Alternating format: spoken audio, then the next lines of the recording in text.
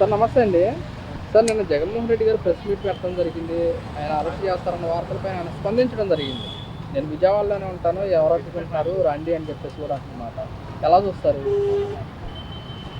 అది సింపతి కోసం చేయించుకోవచ్చు అరెస్ట్, లేదనుకోండి నిజంగా ఆధారాలు ఉంటే చేయొచ్చు.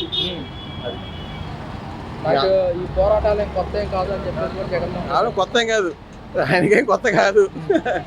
ఆయన నా నాన్నగారి నుంచి పండిపోయి ఉన్నాడు ఆయన. అది అరెస్ట్ అయితే కనుక సింపతి ఏమన్నా వచ్చే అవకాశం ఉంటుంది, సింపతి ఉంటుంది. ఇప్పుడు ఆయనే కాదండి, చంద్రబాబు నాయుడు గారు సరే అరెస్ట్ అయితే సింపతి ఎలాగో వస్తుంది. అది రాజకీయ నాయకులకు ఉన్న అలవాటే, కొత్త ఏం కాదు. కాకపోతే ప్రజల మీద మాత్రం మోపుతారు. అది జగన్మోహన్ రెడ్డి గారికి సంబంధించి కూడా న్యాయం ధర్మం అయితే దేవుడు ఉంటాడని చెప్పేసి కూడా అన్నారు ఆయన. అది ఉంటుంది. విజయసాయి రెడ్డి చంద్రబాబు నాయుడు గారికి అమ్ముడు పోయారు అని చెప్పేసి కూడా అంటున్నమాట. అది మనకి తెలియదండి, తెలియకుండా మనం ఎవరి మీద చెప్పకూడదు. ఎందుకంటే మన రాజకీయాల గురించి పెద్దగా తెలియదు. ఎటు న్యాయం మీద అది మాట్లాడడం తప్ప మనకు తెలియదు పూర్తిగా. మరి జూన్ 12న పిల్లలకు తల్లికి వందనము, ఒంటరి మహిళలకు కొత్త పెన్షన్ ఇవ్వబోతుంది ప్రభుత్వం. ఎలా అనిపిస్తుంది? జూన్ 12 ఎవరు వస్తున్నారు?